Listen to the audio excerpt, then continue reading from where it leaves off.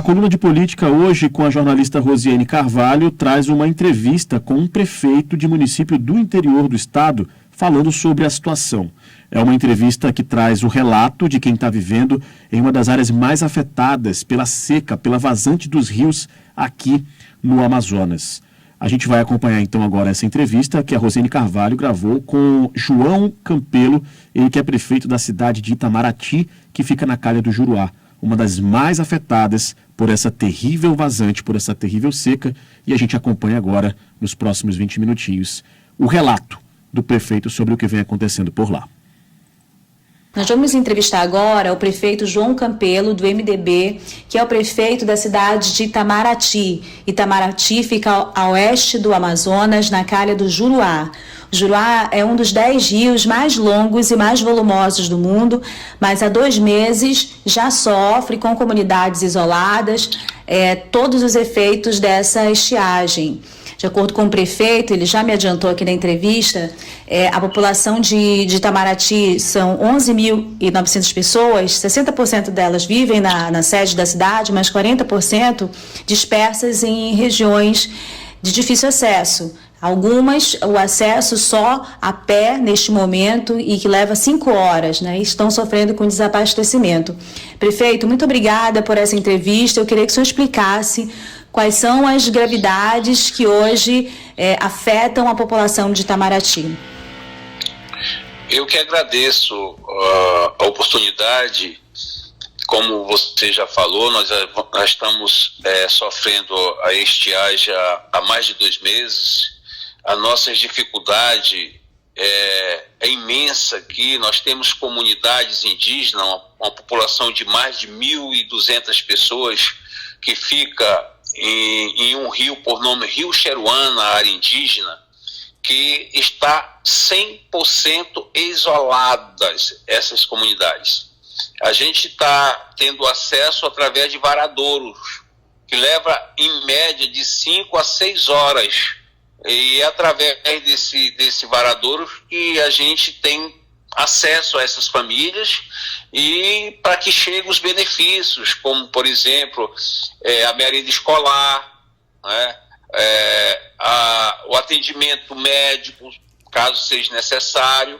E assim como as comunidades indígenas, nós também temos comunidades não indígenas em igarapés que estão isolados, como por exemplo Canamã, Quiriru, Caititu, Gaviãozinho e mais 40 comunidades que ficam no Rio Juruá, que também nós estamos cuidando, que são pessoas que estão passando por muitas dificuldades. As balsas não estão conseguindo chegar, estão traduzindo a carga com apenas 40% do máximo, para ver se consegue chegar com alimentos, para não faltar total nas cidades aqui da nossa região.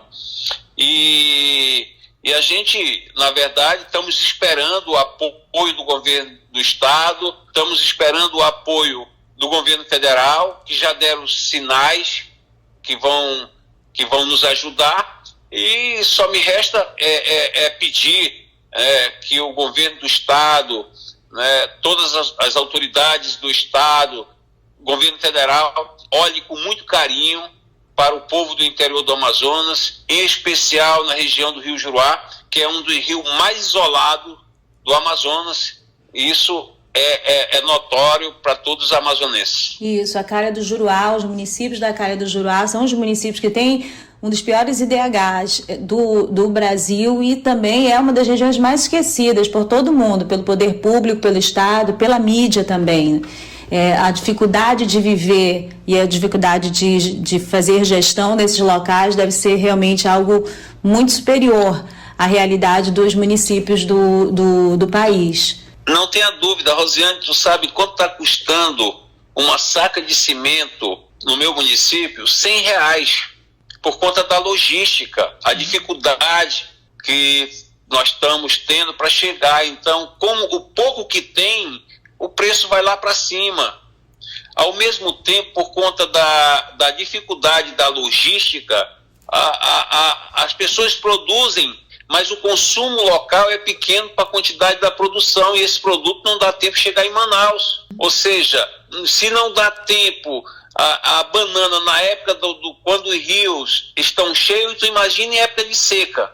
Ou seja, está comprometida a safra dos produtores. Extremamente comprometida. E tem como aproveitar pela própria população do município? Olha, eu faço o máximo para ajudar. Eu praticamente regionalizei quase 100% da merenda escolar da rede municipal para ajudar os produtores, comprando a melancia, comprando a abóbora, comprando o milho, comprando o feijão, para consumir dentro das escolas, dentro do hospital, para ajudar os produtores. Mas a demanda da produção é maior do que a necessidade do consumo local. Deu para entender? Entendi. Aí esses produtores foram financiados às vezes pelo BASA, ou pela FEAM, ou pelo Banco do Brasil. Como que eles vão pagar? Se não tem como vender toda a sua produção, não consegue escoar. Entendi. Deu para entender? Sim, é mais de um outro lado, a preocupação que a gente tem na saúde. Na saúde, porque a necessidade de encaminhar paciente para Manaus é todos os dias. É todos os dias. A gente, quando tem água que a gente pode mandar aqueles pacientes que não é tão urgente, a gente manda de barco. Agora ninguém está podendo mandar de barco, só de avião. Nós não temos linha de avião regular. Um frete de avião é caríssimo, é quase 50 mil reais o frete de um avião de 8 lugares. O município não tem orçamento para arcar com tudo isso. Qual é o orçamento mensal de Itamaraty, prefeito? O orçamento anual é de 35 milhões, divide por 12. Tendo que fazer educação, saúde, folha de pagamento, infraestrutura, fazer o setor primário, cuidar do meio ambiente, entendeu? Administrar para 12 mil pessoas praticamente. Não é uma missão qualquer, não é uma missão qualquer, entendeu? E às vezes o Estado falha naquilo que é de sua responsabilidade, entendeu? Como, por exemplo, a segurança pública é de responsabilidade do Estado. A gente gostaria muito que o Estado olhasse com mais carinho para o setor primário, para a saúde da média e alta complexidade. Eu recebo do Estado 78 mil por mês para administrar o hospital e só a folha de pagamento que a prefeitura paga no hospital é de 300 mil mês. Para mim manter um médico cirurgião em minha cidade, para que a população fique atendida pelo médico cirurgião, eu tenho que pagar 80 e poucos mil reais bruto mensal para ter um médico. Tu imaginas que eu tenho que ter 10 médicos para poder atender toda a população, porque eu sou daqueles que quero que a saúde bata na porta, a saúde preventiva, que é a nossa atenção básica, a UBS Fluvial, a equipe ribeirinha tem que estar viajando sempre. Por isso, como a atenção básica está funcionando eficacemente, nós estamos tendo muita demanda de encaminhamento para a média e alta complexidade, mas o hospital não atende todas as nossas demandas, entende? Sim. Olha, eu entrevistei essa semana e o que o prefeito está dizendo é o seguinte: em condições normais, entre aspas, quer dizer, na normalidade da cheia, né, e das vazantes do Amazonas, administrar o município, né, nas condições desses municípios do oeste do Amazonas, dessa área mais isolada do Juruá, ela já é bastante complexa, bastante pesada, mas em condições de extrema gravidade, que está ocorrendo de calamidade agora, dessa situação de emergência, tudo piora, tudo se agrava, e o que você não tem de possibilidade de solucionar o normal, amplia, né? Amplia nesse período agora. Eu entrevistei um pesquisador esta semana, prefeito, e ele é especialista em rios, o professor Naziano, da Universidade Federal do Amazonas, e ele falava que ocorreu fora do período do foco da mídia, uma das piores cheias, né, nestas regiões, e as pessoas sofreram lá e nada foi veiculado. Ele fala, é como se as pessoas que vivessem nessa região do Juruá fossem cidadãos de segunda classe. A vida deles importasse menos que a vida de outras pessoas. Isso é um dado realmente que é preciso ser chamado a atenção. Eu queria colocar para o senhor uma outra pergunta. Como está o fornecimento de energia elétrica no município? Olha, eu como já estava prevendo essa situação, porque eu procuro me informar, eu conversei com o presidente da Amazonas Energia há uns 3 meses, 4 meses atrás, conversamos e ele garantiu que ia ser feito um abastecimento já prevendo isso. E graças a Deus até agora nós não sofremos nenhuma consequência por falta de energia. Vocês já levaram reservas de diesel para o município antes da vazante, é isso? Exatamente, porque eu comuniquei ao presidente da Amazonas Energia que estava previsto já, né, uma grande seca e fiz um pedido pessoalmente, ele entendeu e abasteceu. E eu aqui parabenizo a atitude do presidente da Amazonas Energia por ter tido essa preocupação e atendido o nosso pedido. Em que mês o senhor fez esse pedido? Se eu não estou enganado, foi no mês de junho. O senhor já imaginava que seria uma vazante pior que as que ocorrem todo ano? Imaginava, porque a gente que nasceu e se criou, no meu caso, Rosiane, que vivi na área rural por 21 anos de idade, sabe? A gente já tem um pouco de experiência dada pela própria natureza, entendeu? E eu também procuro muito me informar com os especialistas, porque um prefeito tem que estar sempre sabendo das coisas, né? Para poder já prever as crises, etc. E aí, sabendo, eu comuniquei, solicitei e graças a Deus Itamaraty foi atendido. Uma outra pergunta, o senhor falou no início da entrevista que vocês fazem varadouros para tentar ter acesso às comunidades. O que é varadouro? Varadouro é um caminho no meio da mata, como por exemplo existia na época da seringa, que os seringueiros faziam um caminho, né, em busca das seringueiras e depois esse caminho tinha início e tinha fim ao mesmo tempo, né? Porque saía no mesmo lugar que se iniciava. Então a gente tem, através de GPS, a gente tem uma noção, né, exata, e aí estamos cuidando desses varadouros para a gente ter acesso às comunidades, as pessoas não ficarem tão isoladas.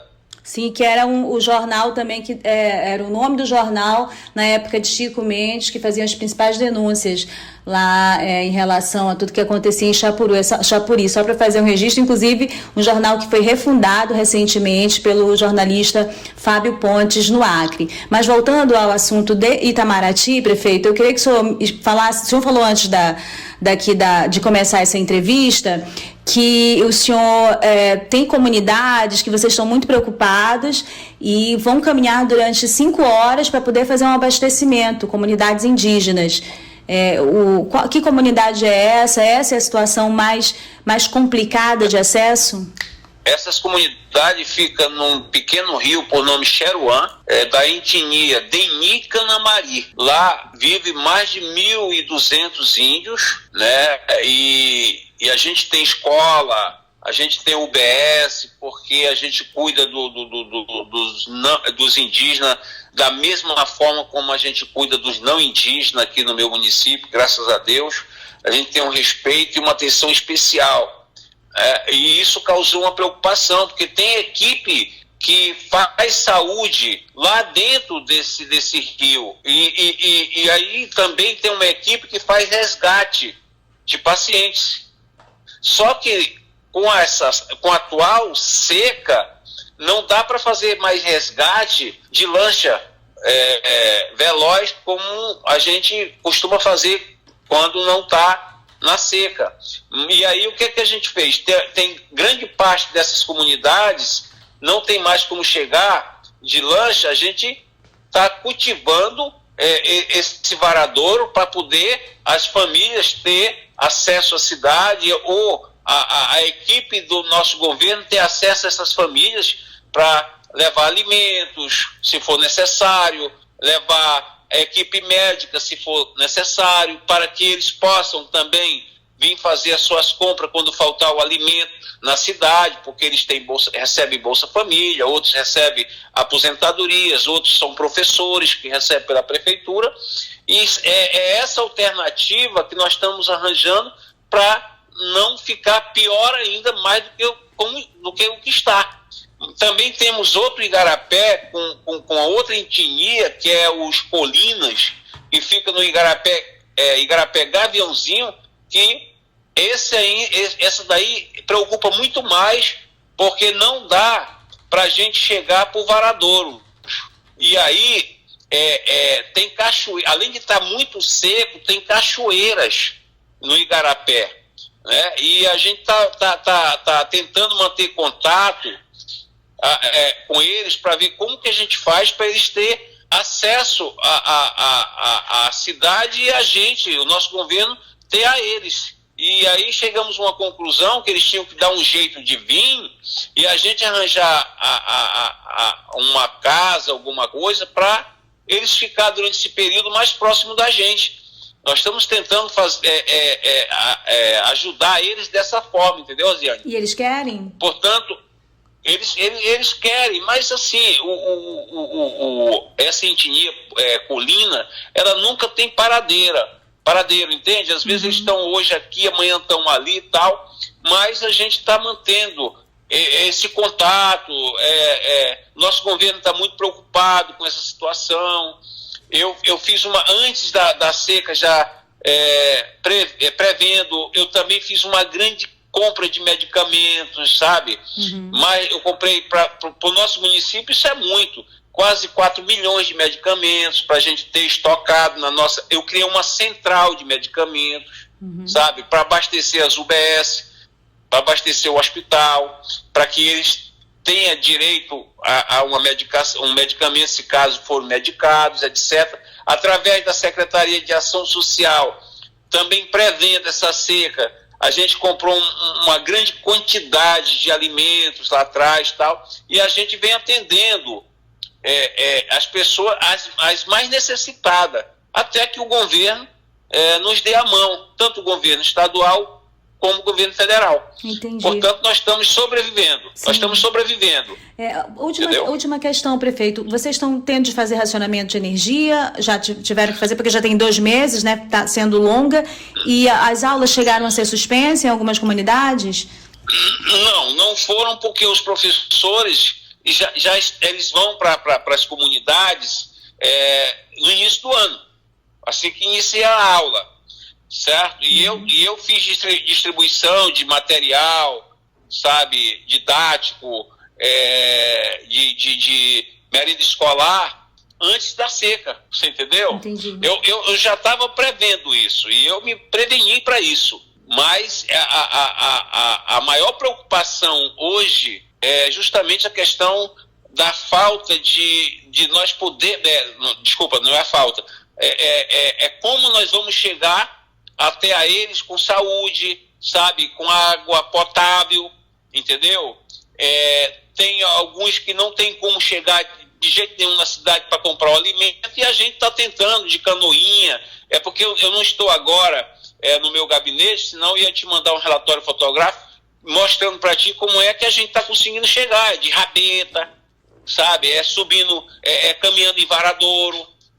Enfim, é uma situação que quem se preveniu está passando por muitas dificuldades. Tu imagina quem não se preveniu. Bom, esse é um relato importante. A gente tem acesso a muita informação por meio da fala do prefeito de Itamaraty, João Campelo, a respeito do que está acontecendo nesta região do estado do Amazonas, e que deve ser um cenário muito parecido em Ipixuna e Unepé, enfim, todos esses municípios que são bem mais isolados já naturalmente, né? Quanto mais nesse momento de estiagem. Olha, eu lhe agradeço, não me surpreendo com a capacidade da administração de um prefeito do interior, porque no período que faltou oxigênio no estado do Amazonas, que se sabia que ia faltar oxigênio no estado do Amazonas, que se deixou faltar nos hospitais, que as pessoas começaram a morrer sem ele,